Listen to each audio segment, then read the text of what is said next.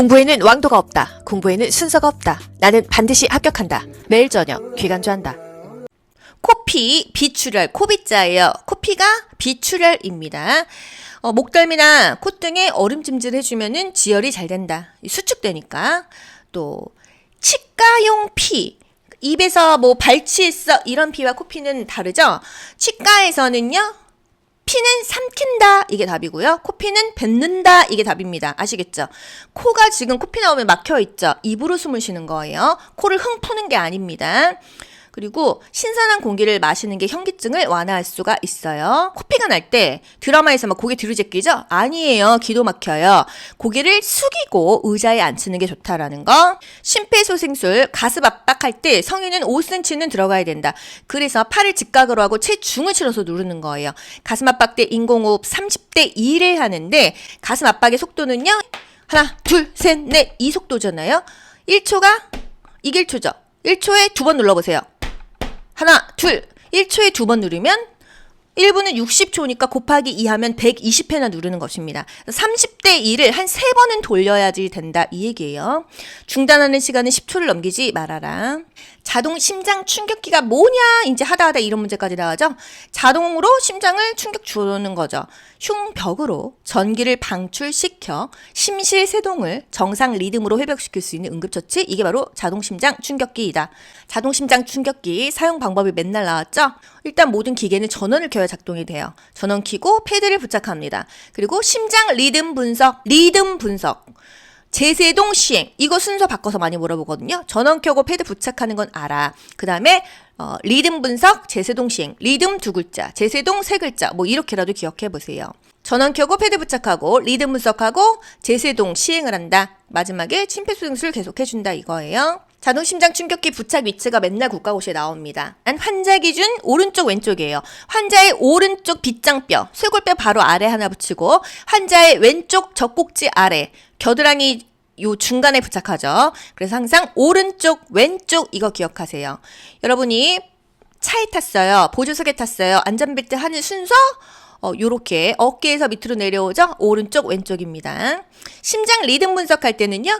모두 물러나세요. 아무도 이 사람 몸에 터치를 하면 안 돼요. 이 환자 누워있는 환자의 심장만 리듬이 분석돼야 되는데 이 사람 저 사람 손을 대면은요. 이게 섞여버리니까 안 되는 것입니다. 어떠한 경우에도 다 심폐소생술을 하는데 리듬 분석할 때만 아무도 만지지 않는다. 모두 물러나세요. 이것도 국가고시에 맨날 나오죠. 충격 버튼 누르기 전에 모든 사람이 대상자와 떨어져 있는지 확인한다. 심장 충격 실시한 후에 즉시 할 행동, 가슴 압박 때 인공호흡, 심폐소생술을 하는 것입니다. 심폐소생술은 계속 하는 거예요. 쉬는 시간은 없어야 된다. 10초 이상 쉬면 안 된다. 국가고시에 나오는 표현 알려드릴게요. 제세동 충전 중에는 가슴 압박을 실시한다 안 한다. 실시한다가 답입니다. 충전 중에 가슴 압박 실시해야 돼요. 또 자동심장 충격기의 쇼크 버튼을 눌러야 되는 시점이 언제냐? 에너지 충전이 완료된 후이다. 심폐소생술은 구급대 올 때까지 계속해야 됩니다. 인수인계 할 때까지. 운반법.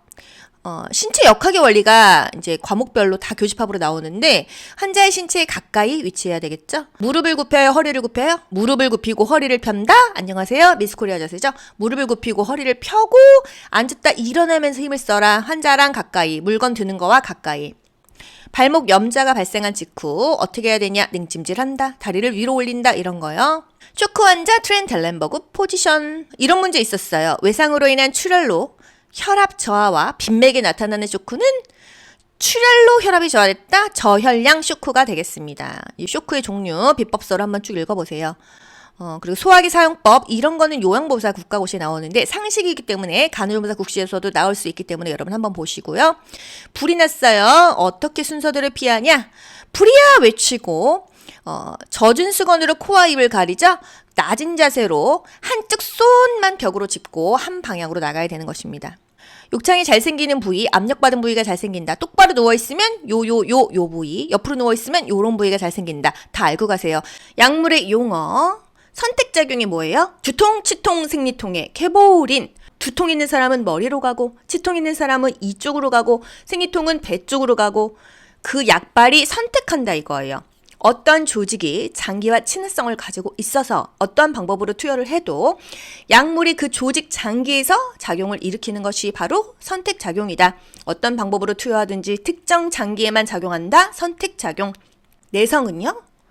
너무 반복해서 많이 먹었기 때문에 같은 양으로는 약발이 안 받아서 그 이상을 먹어야 되는 것이 내성입니다. 이 표현이 국시에 나오죠. 약물을 반복 투여할 경우 그 약물의 효과가 감소되어 같은 치료 효과를 얻기 위해서는 사용량을 증가해야 되는 거, 이게 바로 내성이에요. 부작용, 필요하지 않은 작용, 원하지 않는 작용입니다. 독작용, 심각하게 생명의 위험을 주는 작용이 독작용이에요. 축적작용, 특히나 노인들 몸에서 배설이 안 되기 때문에 약물이 축적돼요. 약물의 오용, 잘못 사용하는 게 바로 오용입니다. 자가 처방하거나 남의 약을 갖다 먹거나 과용하거나 약물의 오용이죠. 설하투여, 니트로그리세린, 혓바닥 아래 약을 놓쳐 설하투여한다. 길항작용, 대항작용. 2가지 이상 약물을 먹었는데 오히려 마이너스가 나는 거예요. 약물의 작용이 감소하거나 상쇄가 되는 게 대항작용, 길항작용입니다. 오히려 2개 먹어서 약발이 좋아지는 거는 상승작용인데 마이너스 나는 거는 대항작용, 길항작용이에요. 남녀가 만났어요. 둘이 이렇게 1+1이 3가 돼가지고 더 이렇게 잘 살아야 되는데 궁합이 안 맞아가지고 계속 인생이 마이너스 나는 거 대항작용, 길항작용입니다. 아나필락시스 또는 아나필락틱 또는 급성 중증 과민증, 호흡이 곤란하죠? 숨이 막히죠? 기관지 확장제, 에피네프린 또는 아미노필린을 투여해야 된다. 아나필락틱 쇼크 너무 중요하죠. 다양한 원인으로 발생할 수 있는데 급성으로 호흡 곤란이 오거나 혈압이 뚝 떨어지거나 의식이 소실되는 그런 증상 또는 쇼크 증상, 이런 반응이 일어나는 걸 우리가 아나필락틱 쇼크라고 합니다. 그래서 아나필락시스, 급성 중증 과민증, 페니실린, 항생제를 맞았거나 벌침, 땅콩, 혈청 이런 것들에 쇼크가 올 수가 있어요. 그래서 항생제 맞기 전에 피 내주사로 테스트하죠. 이게 새로 제가 좀 추가한 건데 엘릭시스라는 게 있는데 달콤한 약제입니다. 수용액 또는 알코올을 함유했다. 엘릭시스. 또 케플릿은 코팅된 약이에요. 또 알약이 정제죠. 정제. 우리가 보통 알약으로 많이 먹죠. 정제입니다. 태블릿. 결정성의 약이나 가루약을 일정한 모양으로 납작하거나 둥글게 압축해서 만든 게 알약, 정제입니다. 정제. 약물의 조건, 인체에 무해해야 돼요. 해가 없고 안전하고 효과가 있어야 된다. 치료 효과가 있고 부작용이 적어야 된다. 발암 현상이 없고 인체에 해가 없어야 한다. 선택성이 있는 약물이 좋다. 값이 싸야 된다. 소독용에 뚜껑의 위가 바닥으로 가도록 놓는다. 또 뚜껑의 안쪽이 위를 향하도록 놓는다. 세균을 방지하기 위해서 뚜껑의 겉은, 위는 바닥으로 가도록 놓고요. 뚜껑의 안쪽은 이 위쪽으로, 하늘 쪽으로 놓죠. 물약은요, 붓기 전에 흔들어서 혼합해요. 약의 농도를 맞추기 위해서 가라앉거나 침전물이 있으니까 흔들어서 쓴다. 라벨이 젖지 않도록 용액병에 라벨이 붙은 쪽을 손으로 잡고 반대쪽으로 따르는 거예요. 라벨 있는 쪽으로 약을 따랐어요. 약이 흘러가지고 라벨이 안 보이면 어떤 약인지 모르기 때문에 병원에서는 쓸 수가 없습니다. 약을 따랐어요? 다시 넣어요? 아니죠. 그냥 버립니다. 계량컵에 처방 용량보다 많이 따랐어? 다시 넣지 않고 버린다. 약물은요? 서늘하고 통풍이 잘 되는 곳에 보관하죠. 직사광선은 피한다. 라벨이 손상된 약 투여하지 않는다. 침전물이 있거나 변색된 약은 사용하지 않는다. 초과된 용량은 버리고 처방된 용량만큼만 투여한다. 마약, 아편제제, 이중 잠금 장치가 있는 별도의 약장에 보관한다. 이게 중요합니다. 잠거라, 아무도 못 쓰게 해라. 또 오용 방지를 위해서 잠그는 거지 도난 방지는 아니라는 거. 물론 도난 방지도 되지만 국가고시에서 나왔을 때는 오용 방지입니다. 오용이 뭐예요? 약물을 자가 처방하거나 과용하는 거, 이게 바로 오용입니다. 우리가 병원에서 보통 맞는 앰플, 이게 밀봉 용기에 담겨 있는 거예요. 앰플을 딱 따야지만 열 수 있죠. 밀봉 용기고요. 차광 용기는요, 빛을 차단했다 이거죠. 약물의 작용, 흡수작용, 분산작용, 대사작용, 배설작용, 또 대항작용, 기량작용, 서로 마이너스 나는 거, 기량작용, 대항작용, 상쇄작용입니다. 간에서 약물을 해독하죠. 신장을 통해서 소변으로 배출돼요. 이걸 바로 대사, 배설이라고 합니다. 코피, 비출혈, 코비자예요. 코피가 비출혈입니다. 목덜미나 콧등에 얼음찜질 해주면은 지혈이 잘 된다. 수축되니까. 또 치과용 피, 입에서 뭐 발치했어 이런 피와 코피는 다르죠? 치과에서는요. 피는 삼킨다 이게 답이고요. 코피는 뱉는다 이게 답입니다. 아시겠죠? 코가 지금 코피 나오면 막혀있죠? 입으로 숨을 쉬는 거예요. 코를 흥 푸는 게 아닙니다. 그리고 신선한 공기를 마시는 게 현기증을 완화할 수가 있어요. 코피가 날 때 드라마에서 막 고개 뒤로 제끼죠? 아니에요. 기도 막혀요. 고개를 숙이고 의자에 앉히는 게 좋다라는 거. 심폐소생술 가슴 압박할 때 성인은 5cm는 들어가야 된다. 그래서 팔을 직각으로 하고 체중을 실어서 누르는 거예요. 가슴 압박 때 인공호흡 30대 2를 하는데 가슴 압박의 속도는요. 하나, 둘, 셋, 넷 이 속도잖아요. 1초가 이게 1초죠. 1초에 2번 눌러보세요. 하나, 둘, 1초에 2번 누르면 1분은 60초니까 곱하기 2 하면 120회나 누르는 것입니다. 30대 2를 한 3번은 돌려야지 된다 이 얘기예요. 중단하는 시간은 10초를 넘기지 말아라. 자동 심장 충격기가 뭐냐 이제 하다 이런 문제까지 나와죠. 자동으로 심장을 충격 주는 거죠. 흉벽으로 전기를 방출시켜 심실세동을 정상 리듬으로 회복시킬 수 있는 응급처치 이게 바로 자동심장 충격기이다. 자동심장 충격기 사용 방법이 맨날 나왔죠.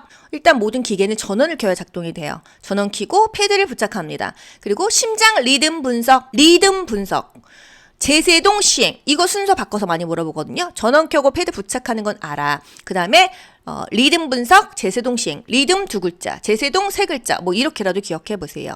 전원 켜고 패드 부착하고 리듬 분석하고 제세동 시행을 한다. 마지막에 심폐소생술 계속해준다 이거예요. 자동심장 충격기 부착 위치가 맨날 국가고시에 나옵니다. 환자 기준 오른쪽 왼쪽이에요. 환자의 오른쪽 빗장뼈, 쇄골뼈 바로 아래 하나 붙이고 환자의 왼쪽 젖꼭지 아래, 겨드랑이 요 중간에 부착하죠. 그래서 항상 오른쪽 왼쪽 이거 기억하세요.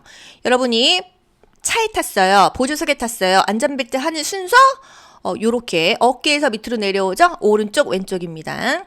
심장 리듬 분석할 때는요. 모두 물러나세요. 아무도 이 사람 몸에 터치를 하면 안 돼요. 이 환자, 누워있는 환자의 심장만 리듬이 분석돼야 되는데 이 사람 저 사람 손을 대면은요. 이게 섞여버리니까 안 되는 것입니다. 어떠한 경우에도 다 심폐소생술을 하는데 리듬 분석할 때만 아무도 만지지 않는다. 모두 물러나세요. 이것도 국가고시에 맨날 나오죠. 충격 버튼 누르기 전에 모든 사람이 대상자와 떨어져 있는지 확인한다. 심장 충격 실시한 후에 즉시 할 행동, 가슴 압박 때 인공호흡, 심폐소생술을 하는 것입니다. 심폐소생술은 계속 하는 거예요. 쉬는 시간은 없어야 된다. 10초 이상 쉬면 안 된다.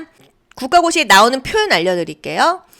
제세동 충전 중에는 가슴 압박을 실시한다 안 한다. 실시한다가 답입니다. 충전 중에 가슴 압박 실시해야 돼요.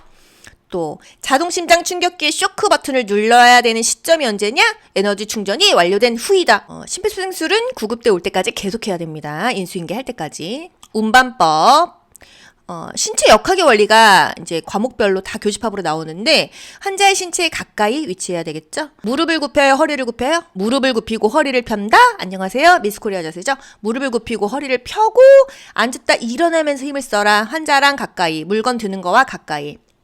발목 염자가 발생한 직후 어떻게 해야 되냐? 냉찜질한다. 다리를 위로 올린다. 이런 거요. 쇼크 환자 트렌델렌버그 포지션. 이런 문제 있었어요. 외상으로 인한 출혈로 혈압 저하와 빈맥에 나타나는 쇼크는 출혈로 혈압이 저하됐다. 저혈량 쇼크가 되겠습니다. 이 쇼크의 종류 비법서를 한번 쭉 읽어보세요. 그리고 소화기 사용법 이런 거는 요양보호사 국가고시에 나오는데 상식이기 때문에 간호조무사 국시에서도 나올 수 있기 때문에 여러분 한번 보시고요. 불이 났어요. 어떻게 순서대로 피하냐? 불이야 외치고 젖은 수건으로 코와 입을 가리자 낮은 자세로 한쪽 손만 벽으로 짚고 한 방향으로 나가야 되는 것입니다. 욕창이 잘 생기는 부위, 압력받은 부위가 잘 생긴다. 똑바로 누워있으면 요 부위, 옆으로 누워있으면 요런 부위가 잘 생긴다. 다 알고 가세요. 약물의 용어. 선택작용이 뭐예요? 두통, 치통, 생리통의 개보린. 두통 있는 사람은 머리로 가고 치통 있는 사람은 이쪽으로 가고 생리통은 배 쪽으로 가고 그 약발이 선택한다 이거예요.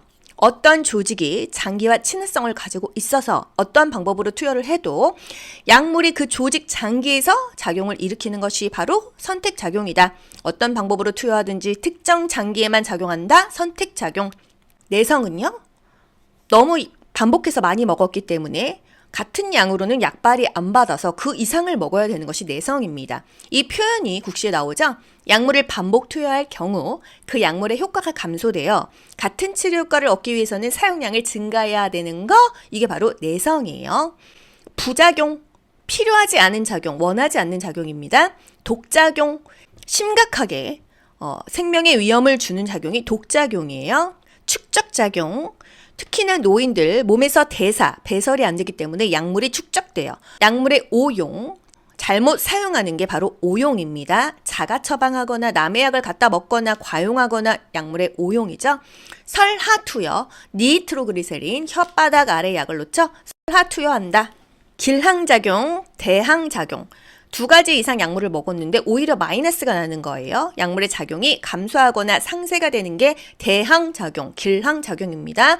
오히려 2개 먹어서 약발이 좋아지는 거는 상승작용인데 마이너스 나는 거는 대항작용, 길항작용이에요. 남녀가 만났어요. 둘이 이렇게 1+1이 3가 돼가지고 더 이렇게 잘 살아야 되는데 궁합이 안 맞아가지고 계속 인생이 마이너스 나는 거 대항작용, 길항작용입니다.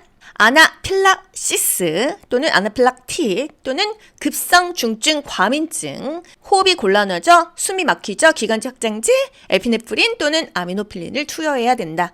아나필락틱 쇼크 너무 중요하죠. 다양한 원인으로 발생할 수 있는데 급성으로 호흡 곤란이 오거나 혈압이 뚝 떨어지거나 의식이 소실되는 그런 증상 또는 쇼크 증상, 이런 반응이 일어나는 걸 우리가 아나필락틱 쇼크라고 합니다. 그래서 아나필락시스, 급성 중증 과민증, 페니실린, 항생제를 맞았거나 벌침, 땅콩, 혈청 이런 것들에 쇼크가 올 수가 있어요. 그래서 항생제 맞기 전에 피 내주사로 테스트하죠. 이게 새로 제가 좀 추가한 건데 엘릭시스라는 게 있는데 달콤한 약제입니다. 수용액 또는 알코올을 함유했다 엘릭시스. 또 캐플릿. 캐플릿은 코팅된 약이에요. 또 알약이 정제죠, 정제. 우리가 보통 알약으로 많이 먹죠? 정제입니다. 태블릿. 결정성의 약이나 가루약을 일정한 모양으로 납작하거나 둥글게 압축해서 만든 게 알약, 정제입니다. 정제. 약물의 조건, 인체에 무해해야 돼요. 해가 없고 안전하고 효과가 있어야 된다. 치료 효과가 있고 부작용이 적어야 된다. 발암 현상이 없고 인체에 해가 없어야 한다. 선택성이 있는 약물이 좋다. 값이 싸야 된다. 소독용에 뚜껑의 위가 바닥으로 가도록 놓는다. 또 뚜껑의 안쪽이 위를 향하도록 놓는다. 세균을 방지하기 위해서 뚜껑의 겉은, 위는 바닥으로 가도록 놓고요. 뚜껑의 안쪽은 이 위쪽으로, 하늘 쪽으로 놓죠. 물약은요, 붓기 전에 흔들어서 혼합해요. 약의 농도를 맞추기 위해서 가라앉거나 침전물이 있으니까 흔들어서 쓴다. 라벨이 젖지 않도록 용액병에 라벨이 붙은 쪽을 손으로 잡고 반대쪽으로 따르는 거예요. 라벨 있는 쪽으로 약을 따랐어요. 약이 흘러가지고 라벨이 안 보이면 어떤 약인지 모르기 때문에 병원에서는 쓸 수가 없습니다. 약을 따랐어요? 다시 넣어요? 아니죠? 그냥 버립니다. 계량컵에 처방 용량보다 많이 따랐어? 다시 넣지 않고 버린다. 약물은요? 서늘하고 통풍이 잘 되는 곳에 보관하죠. 직사광선은 피한다. 라벨이 손상된 약 투여하지 않는다. 침전물이 있거나 변색된 약은 사용하지 않는다. 초과된 용량은 버리고 처방된 용량만큼만 투여한다. 마약, 아편제제, 이중 잠금 장치가 있는 별도의 약장에 보관한다. 이게 중요합니다. 잠거라, 아무도 못 쓰게 해라. 또 오용 방지를 위해서 잠그는 거지 도난 방지는 아니라는 거. 물론 도난 방지도 되지만 국가고시에서 나왔을 때는 오용 방지입니다. 오용이 뭐예요? 약물을 자가 처방하거나 과용하는 거, 이게 바로 오용입니다. 우리가 병원에서 보통 맞는 앰플, 이게 밀봉 용기에 담겨 있는 거예요. 앰플을 딱 따야지만 열 수 있죠. 밀봉 용기고요. 차광 용기는요, 빛을 차단했다 이거죠. 약물의 작용, 흡수작용, 분산작용, 대사작용, 배설작용, 또 대항작용, 기량작용, 서로 마이너스 나는 거, 기량작용, 대항작용, 상쇄작용입니다. 간에서 약물을 해독하죠. 신장을 통해서 소변으로 배출돼요. 이걸 바로 대사, 배설이라고 합니다. 공부에는 왕도가 없다. 공부에는 순서가 없다. 나는 반드시 합격한다. 매일 저녁 귀간주한다.